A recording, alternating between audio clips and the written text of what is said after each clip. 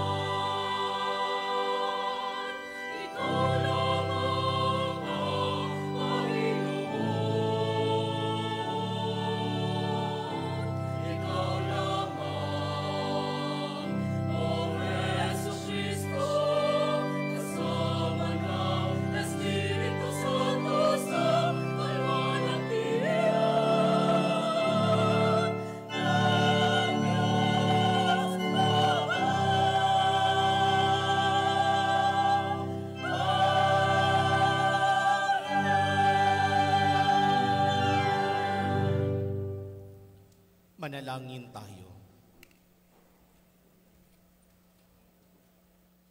Ama naming makapangyarihan, pinangangatawanan mong manahan sa mga may loobing tapat at maaasahan. Sa kagandahang loob mo kami naway makapamuhay bilang mga mapalad na maging iyong tahanan. Sa pamamagitan ni Hesukristo, kasama ng Espiritu Santo, magpa sa walang hanggan. Amen.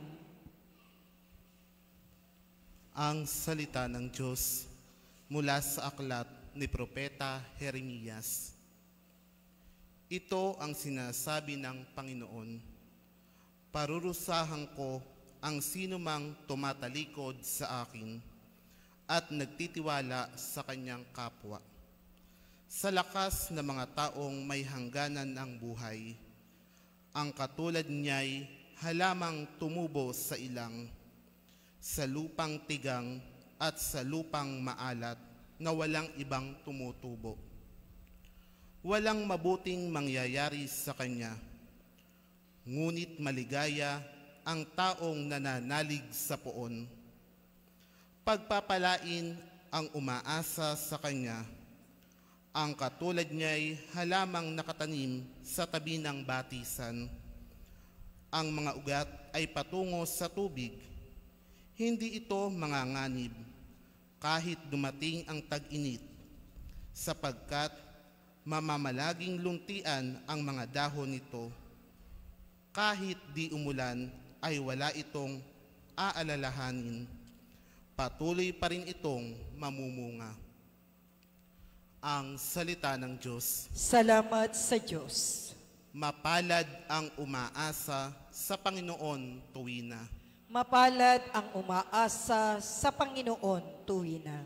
Mapalad ang taong hindi naaakit niyong masasama upang sundan niya ang kanilang payot maling halimbawa. Hindi sumasama sa sinumang taong ang laging adhikay, pagtawanan lamang at hamak-hamakin ang Diyos na dakila. Nagagalak siyang laging magsaliksik ng banal na aral. Ang utos ng poon siyang binubulay sa gabi at araw. Mapalad ang umaasa sa Panginoon tuwina. Ang katulad niya'y isang punong kahoy sa tabing batisan. Sariwa ang dahot, laging namumunga sa kapanahunan. At anumang gawin ay nakatitiyak na magtatagumpay. Mapalad ang umaasa sa Panginoon tuwina. Ngunit ibang-iba ang masamang tao. Ipa ang kawangis, siya'y natatangay at naipapadpad kung hangi umihip. Sa taong matuwid ay Panginoon ang siyang mag-iingat, ngunit kailanman ang mga masama ay mapapahamak. Mapalad ang umaasa sa Panginoon tuwina.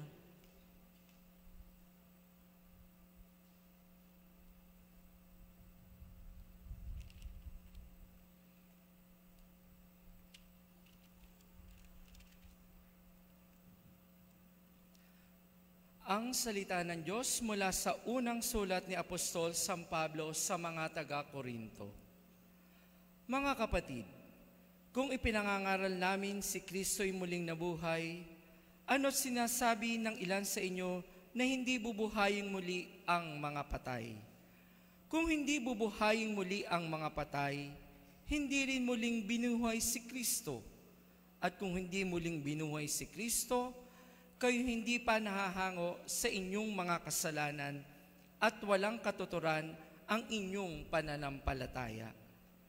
Hindi lamang iyan, lilitaw pa na ang lahat ng namatay na nananalig kay Kristo ay napahamak. Kung ang pag-asa natin kay Kristo ay para sa buhay na ito lamang, tayo na ang pinakakawawang tao sa lahat.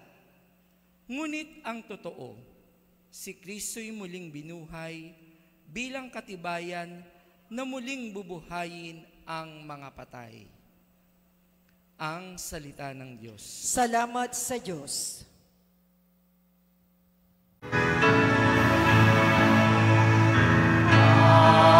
Alleluia.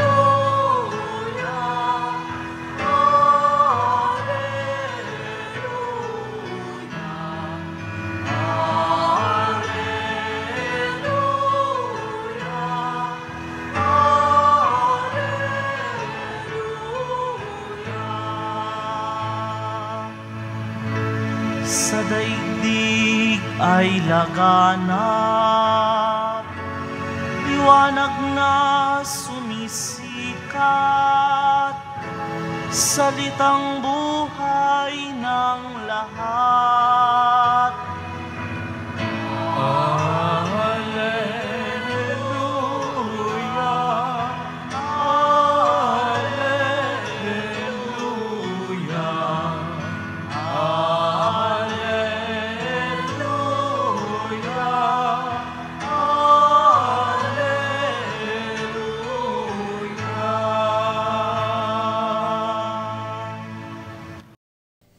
Sumainyo ang Panginoon. At sumayo rin. Ang mabuting balita ng Panginoon ayon kay San Lucas. Papuri sa iyo, Panginoon.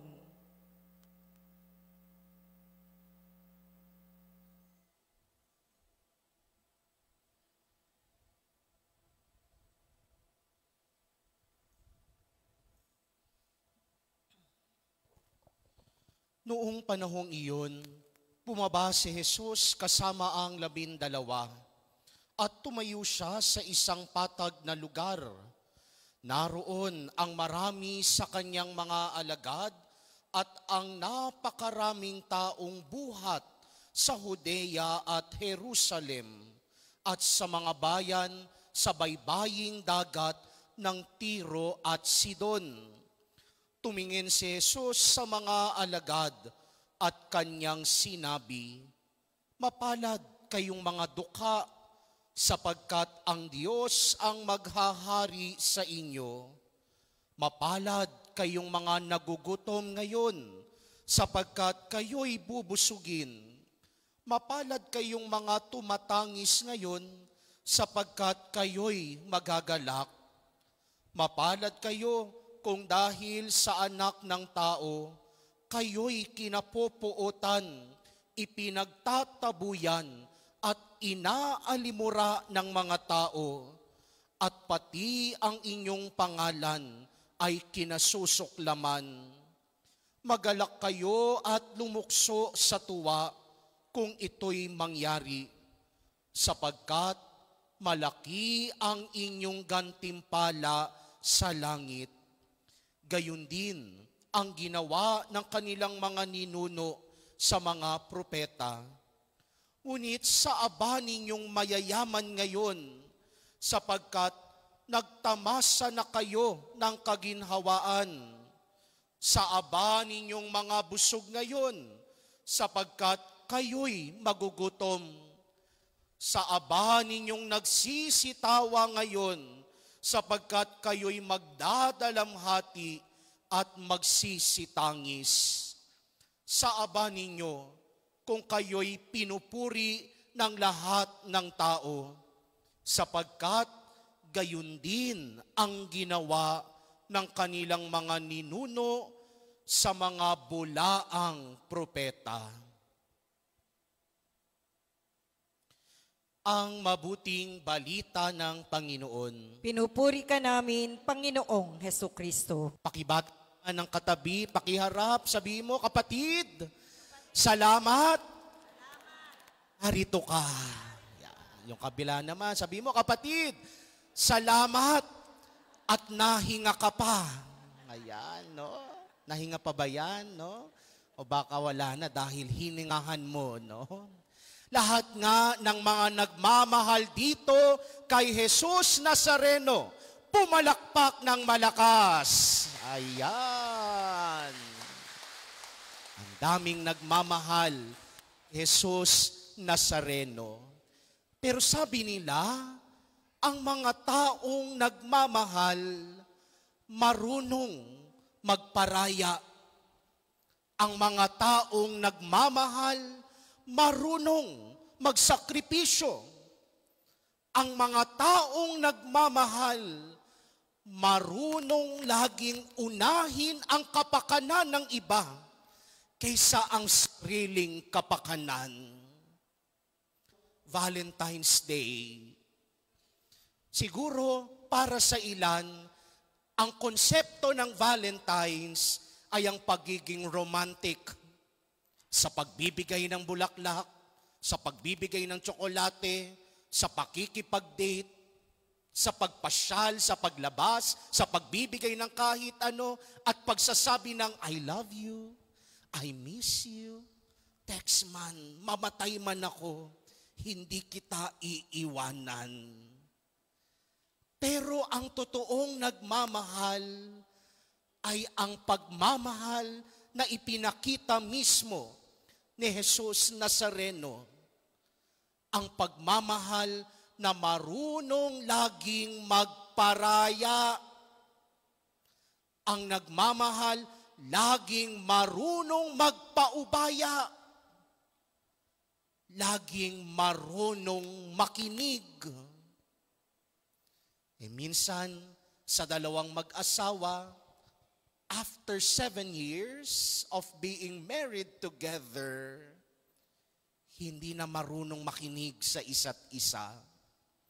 Sasabihin ko, ako ang lalaki, ako dapat ang masusunod.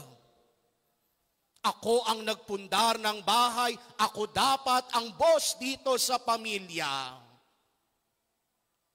Yan ang pagsisimula ng pagkakawatak-watak sa isang relasyon kapag hindi na marunong makinig.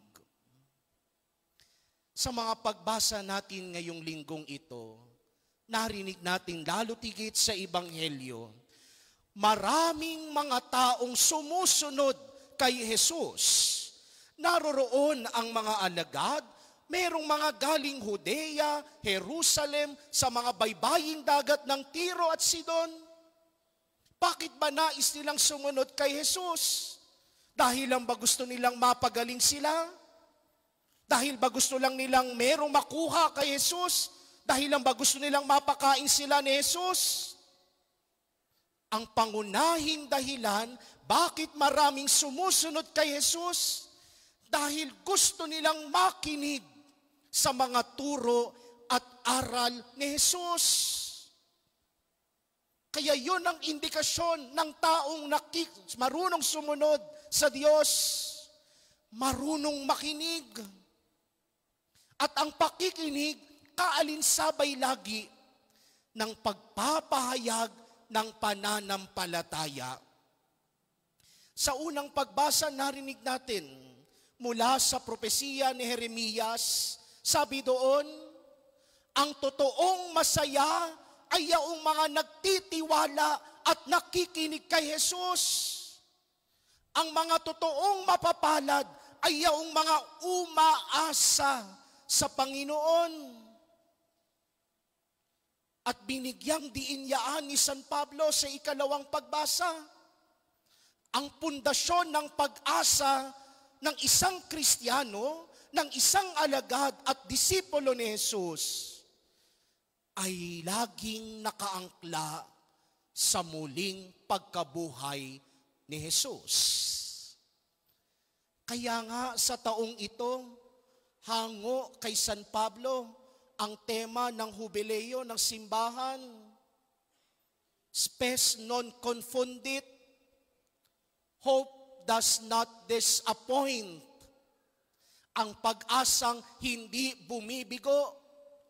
Kaya nga ang pag-asa ay hindi lang pagiging optimistic, hindi lang pagiging positibo, hindi lang yung pagsabi, okay lang yan, lilipas din yan. No, hindi yun ang tinutukoy ni San Pablo.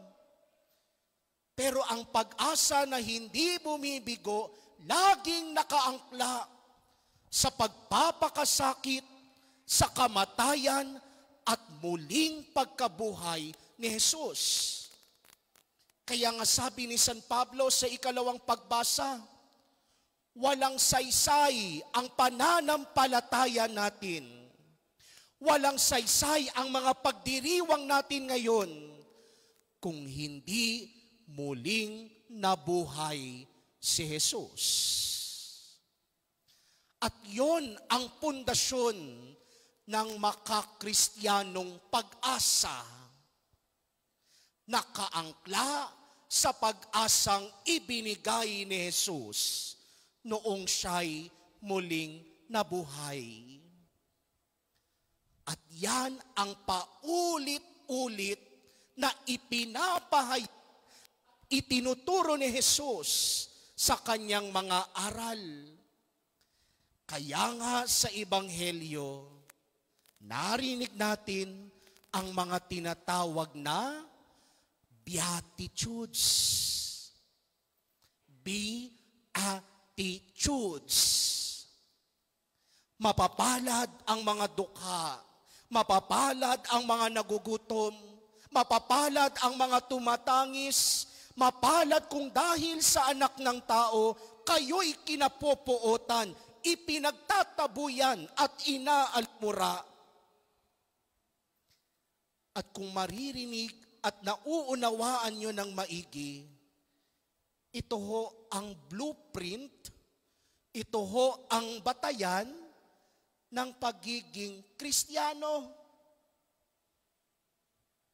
Umaasa lagi kay Jesus at hindi natitinag ng kahit anong pagsubok. Kaya nga dito, sinong sinabing mapapalad? Dukha, mga nagugutom, mga nananangis, mga kinapopuotan, mga ipinagtatabuyan, at mga inaalimura. Ibig sabihin, ang mga taong totoong mapapalad ay yaong marunong magtiwala sa Diyos at hindi natitinag ng kahit anong pagsubok. Dahil yun mismo ang pinakita ni Jesus Nazareno sa krus. Tao si Jesus, taong totoo, Diyos na totoo si Jesus. At kahit doon sa hardin ng Getsemani, inamin niya sa kanyang ama, natatakot siya. Kaya nga sabi doon, nagpawis siya ng dugo. At ang taong nagpapawis ng dugo, ibig sabihin, grabe ang pangamba. Pero ano ang nanaig? Ang pagtitiwala ni Jesus at ang pagtalima ni Jesus Nazareno sa kalooban ng Ama. Dahil para kay Jesus Nazareno, mas mabuti ang pagsunod kaysa sa paghahandog. Yan ho ang tema ngayon ng Nazareno 2025. Mas mabuti ang sumunod kaysa sa paghahandog. Mas mabuti ang makinig kaysa ang hindi makinig. Mas mabuti ang mapabilang ang sarili sa mga aba at dukha kaysa sa mga wala nang pakialam sa kapwa. Dahil yun ang batayan ni Jesus ng pagiging mapalad. Ang totoong mapalad ay yaong mga marunong makinig, magpakumbaba at magtiwala at umasa sa kalooban ng Ama. Alam niyo ho, sa Quiapo, ang pintuan ng Quiapo hindi nagsasarang. 24 hours bukas ang pintuan ng Quiapo. At minsan sa gabi kapag naglalakad kami doon, makikita mo ang mga debotong halos magkanda, halupasay na sa harapan ng Poong Jesus Nazareno, naglalakad sa gitna ng paluhod, wala nang ibang inaasahan, kundi tanging ang Jesus Nazareno lamang. At sa mga pagkakataong yaon, kahit wala kang naririnig na panalangin na sinasambit, pero makikita mo sa deboto, sa mukha ng isang deboto, ang isang taong totoong nakikinig at umaasa kay Jesus. Mababasa mo sa mukha ng isang deboto na wala na siyang ibang inaasahan kundi si Jesus Nazareno.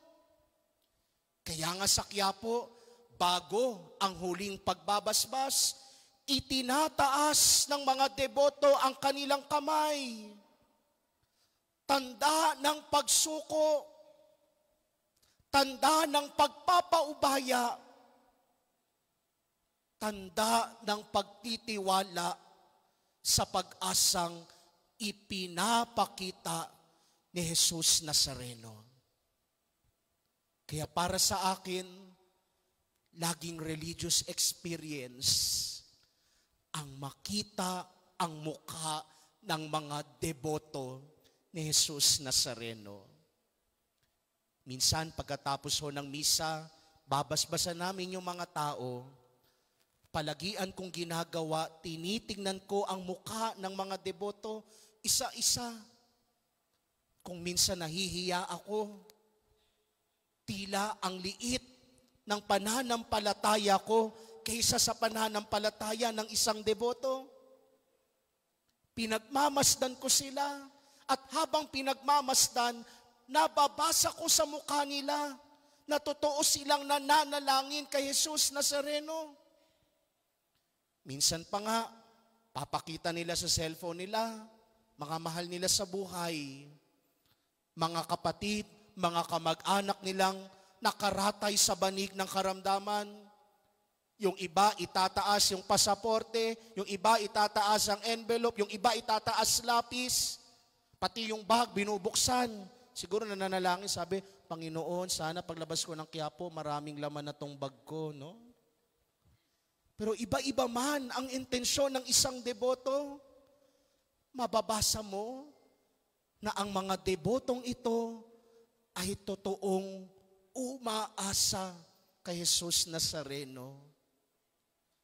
Para kay Jesus Nazareno, sila ang mga totoong mapapalad.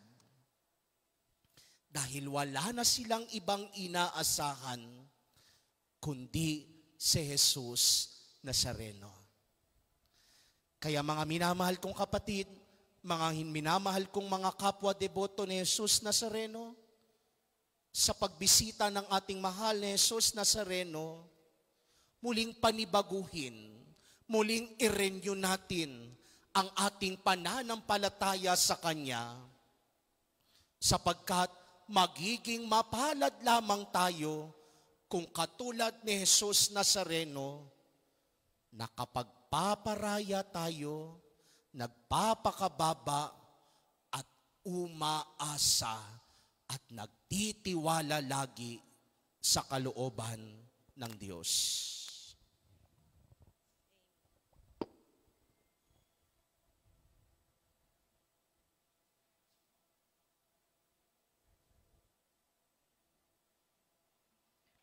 Magsitayo po ang lahat. Ipahayag natin ang ating pananampalataya, sumasampalataya ako sa Diyos amang makapangyarihan sa lahat, na may gawa ng langit at lupa.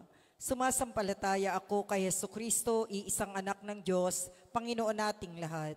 Nagkatawang tao siya lalang ng Espiritu Santo, ipinanganak ni Santa Mariang Birhen, pinagpakasakit ni Poncio Pilato, ipinako sa krus na matay inilibing, nanaog sa kinaroroonan ng mga yumao, na may 3 araw na buhay na maguli, umakyat sa langit, naluluklok sa kanan ng Diyos amang makapangyarihan sa lahat, doon magmumula paririto at hukom sa nangabubuhay at nangamatay na tao.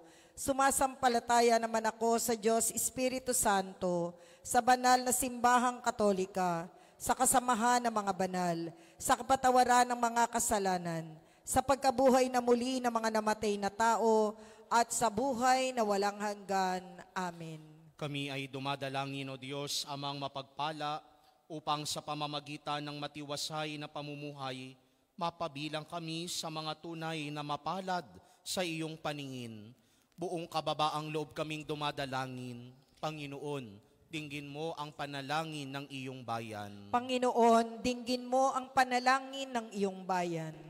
Para sa mga pastol ng simbahan, patuloy nawa silang pumapit sa iyo, Ama, na siyang nagpapalakas sa kanila upang magampanan nila ang kanilang tungkuling maglingkod ng may integridad Manalangin tayo. Panginoon, dinggin mo ang panalangin ng iyong bayan. Para sa mga nagnanais na maglingkod sa aming bayan, biyayaan mo nawa sila ng karunungan, integridad at karapatan upang matupad ang kanilang mga adikain, lalong-lalo na iyong mga para sa lubos na mahihirap. Manalangin tayo. Panginoon, dinggin mo ang panalangin ng iyong bayan. Para sa aming lahat na natitipon ngayon, tulungan mo kami sa aming adhikaing magpakabuti sa pamagitan ng patuloy na pagmamahal sa kapwa, upang mapabilang kami sa mga taong mapapalad sa harap mo, O Diyos. Manalangin tayo. Panginoon, dinggin mo ang panalangin ng iyong bayan. Para sa mga kapatid naming pumanaw, kahabagan mo nawa sila upang ganap silang makasapit sa buhay na walang hanggan. Manalangin tayo. Panginoon, dinggin mo ang panalangin ng iyong bayan. Sa ilang sandali ng katahimikan, ating ipanalangin ang iba pang mga pangangailangan ng ating pamayanan, pati na rin ang ating pansariling kahilingan.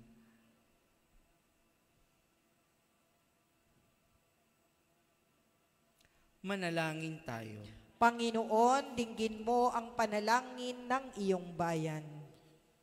Ama, pakinggan mo ang mga panalangin ng iyong kawan na patuloy na umaasa sa iyong walang hanggang awa.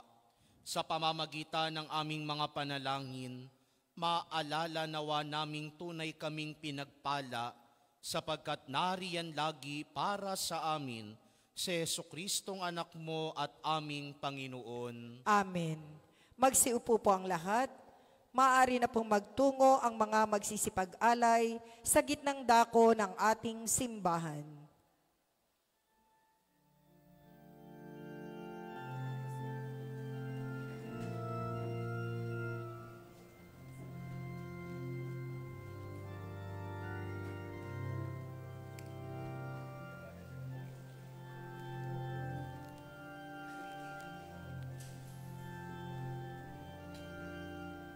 Narito ang aming alay.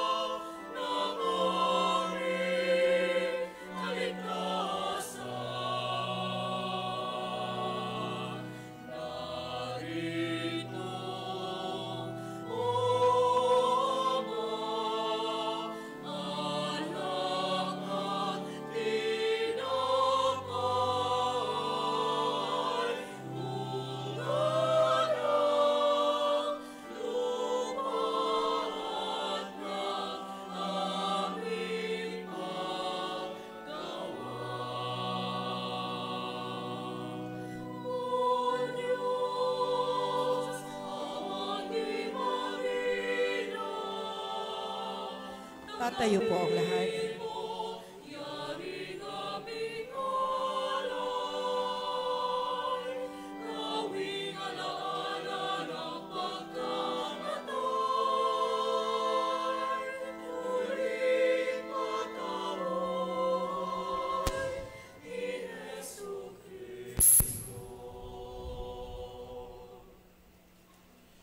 Manalangin kayo mga kapatid upang paghahain natin ay kalugdan ng Diyos amang makapangyarihan. Tanggapin nawa ng Panginoon itong paghahain sa iyong mga kamay, sa kapurihan niya at karangalan, sa ating kapakinabangan at sa buong sambayanan niyang banal. Ama naming lumikha, kami naway dalisayin at panibaguhin ng aming gaganaping paghahain. Kami naway itaguyod ng gagawin naming ito sa pagnanais naming sundin ang loob mo sa pamamagitan ni Jesucristo kasama ng Espiritu Santo magpa sa walang hanggan. Amen. Sumainyo ang Panginoon. At sumayo rin. Itaas sa Diyos ang inyong puso at diwa. Itinaas na namin sa Panginoon. Pasalamatan natin ang Panginoong ating Diyos. Marapat na siya ay pasalamatan. Ama naming makapangyarihan, tunay ngang marapat na ikaw ay aming pasalamatan. Nasa iyo ang aming buhay, pagkilos at pag-iral. Sa pamumuhay namin araw-araw, tinatamasa namin ng iyong pagmamahal. Sa pag-ibig mong ipinunla sa sangkatauhan, ang Espiritu Santo'y unang aning bigay ng anak mong naglagak sa amin ng katiyakang nakalaang mabuhay kami sa piling mo kailanman. Kaya kaisa ng mga anghel na nagsisiawit ng papuri sa iyo, nang walang humpay sa kalangitan, kami nagbubunyi sa iyong kadakilaan.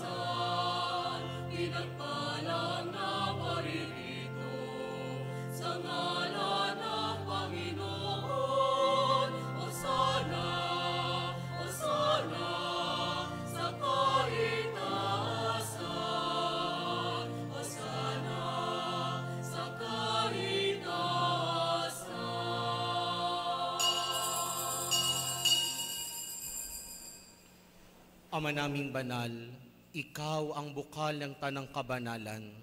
Kaya't sa pamamagitan ng iyong Espiritu, gawin mong banal ang mga kaloob na ito upang para sa amin maging katawan at dugo ng aming Panginoong Hesukristo. Bago niya pinagtiisang kusang loob na maging handog, hinawakan niya ang tinapay, pinasalamatan kaniya, pinaghati-hati niya iyon, iniabot sa kanyang mga alagad at sinabi, "Tanggapin ninyong lahat ito at kanin, ito ang aking katawan na ihahandog para sa inyo."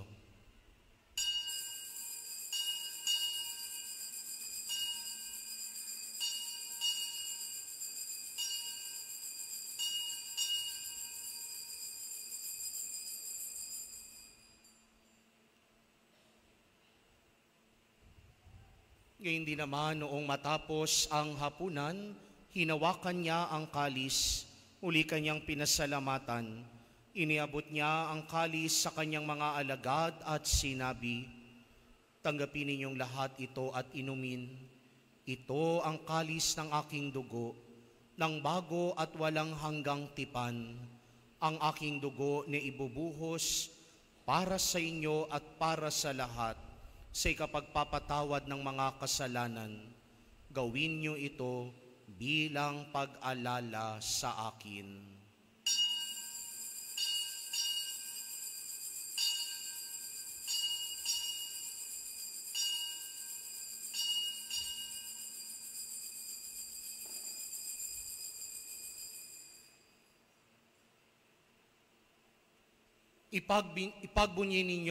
Pagbunyin natin ang misteryo ng pananampalataya.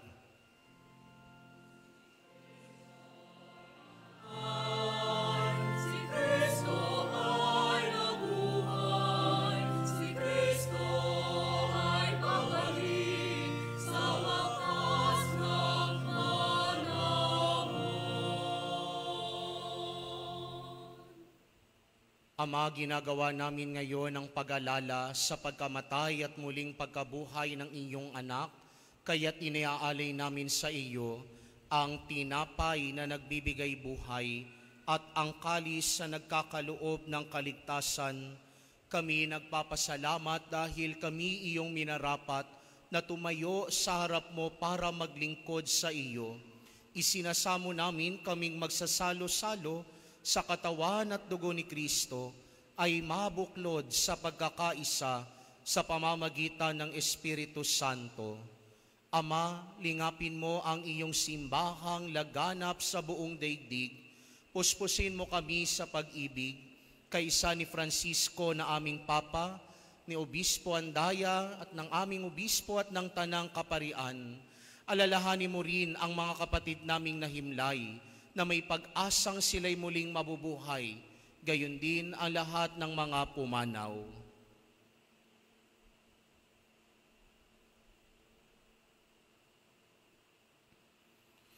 Kawan mo sila at patuloyin sa iyong kaliwanagan, kawan mo't pagindapatin kaming lahat na makasalo sa iyong buhay na walang wakas, kaysa ng mahal na Birheng Maria na Ina ng Diyos, ng kabiyak ng puso niyang si San Jose, kaysa ng mga apostol ni San Francisco at ng lahat ng mga banal na namuhay dito sa daigdig ng kalugod-lugod sa iyo, maipagdiwang nawa namin ang pagpupuri sa ikararangal mo sa pamamagitan ng iyong anak na aming Panginoong Hesukristo.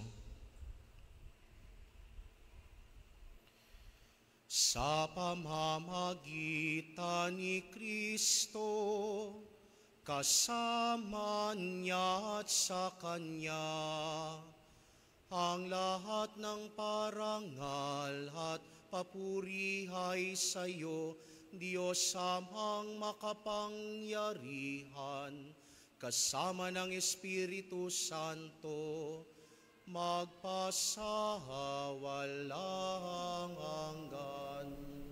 Amen.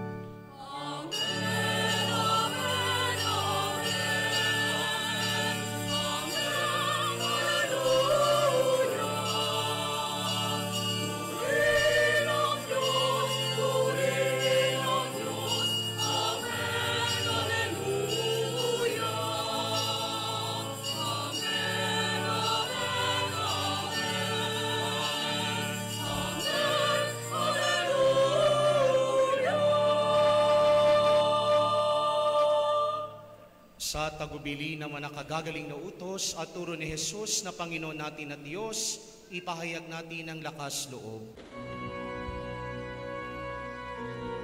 Ama namin, sumasalangit ka, sambahin ang ngalan mo,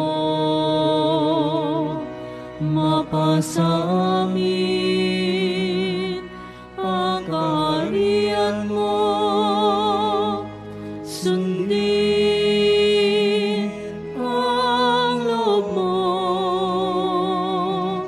dito sa lupa para nang sa langit. Bigyan mo kami ngayon ang aming kakanin sa araw-araw, at patawarin mo kami sa aming mga sala, para ng pagpapatawad namin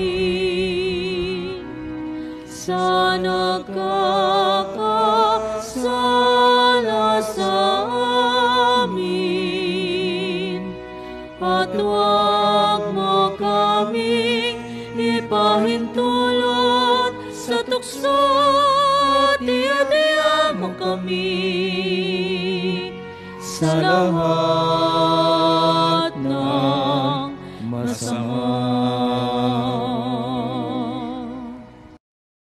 Hinihiling namin kaming iadya sa lahat ng masama, pagkalooban ng kapayapaan araw-araw, iligtas sa kasalanan at ilayo sa lahat ng kapahamakan, samantalang aming pinananabikan ng dakilang araw ng pagpapahayag ng tagapagligtas naming si Jesucristo. Sa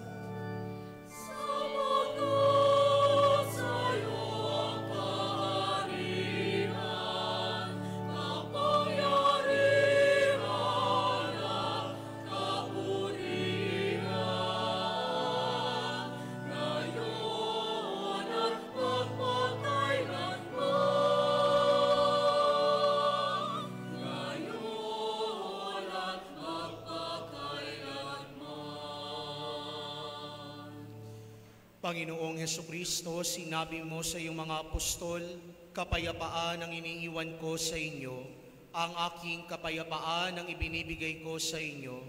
Tunghayan mo ang aming pananampalataya at huwag ang aming pagkakasala. Pagkalooban mo kami ng kapayapaan at pagkakaisa ayon sa iyong kalooban, kasama ng Espiritu Santo, magpa sa walang hanggan. Amen. Ang kapayapaan ng Panginoon ay laging sumainyo. At sumayo rin. Magbigayan kayo ng kapayapaan sa isa't isa.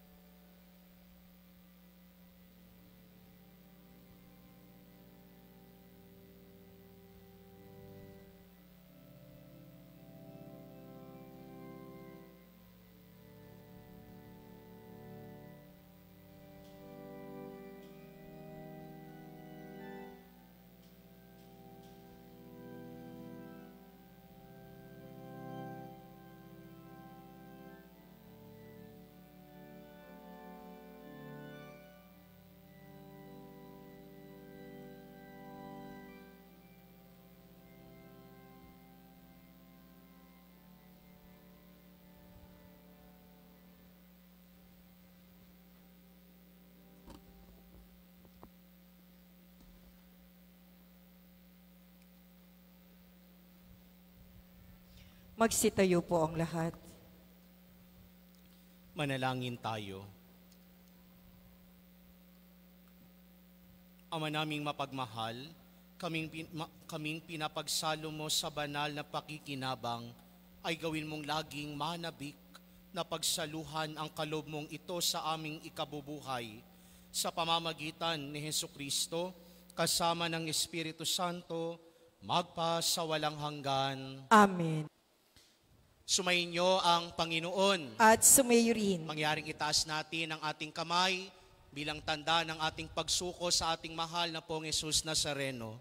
Mahal na pong Jesus Nazareno, sa krus itinalaga mo ang dakilang pagpapahayag ng pagmamahal ng Diyos sa sangkatauhan. Nang dahil sa iyong abang pagpapakasakit at kamatayan sa krus, dumaloy ang pagpapala, dumaloy ang grasya sa aming mga mahihirap at dukha. Nagtitiwala ho kami, mahal na pong Jesus Nazareno, na kaya mong gawing posible kahit yaong mga imposible. Kaya itinataas at isinusuko po namin ngayon sa iyo, sa iyong mapaghimalang imahe, ang aming mga mahal sa buhay na nakasalukuyang humaharap sa banig ng karamdaman. Ganon din ang kanya-kanya naming mga sakit sa buhay at pinagdadaanan. Isinusuko na ho namin sa inyo, mahal na pong Jesus Nazareno, kaya niyo hong gawing posible kahit ang mga imposible. Sumainyo ang Panginoon. At sumayo rin. Pagpalain at pag-ingatan kayo lagi ng makapangyarihang Diyos, Ama, Anak at Espiritu Santo. Amen. Naialay na ang banal na misa, humayo kayong taglay ang pag-ibig at kapayapaan ng poong Jesus Nazareno. Salamat sa Diyos. Viva poong Jesus Nazareno! Viva! Viva poong Jesus Nazareno! Viva! Viva poong Jesus Nazareno! Viva! Palakpakan natin ang ating mahal na poong Jesus Nazareno.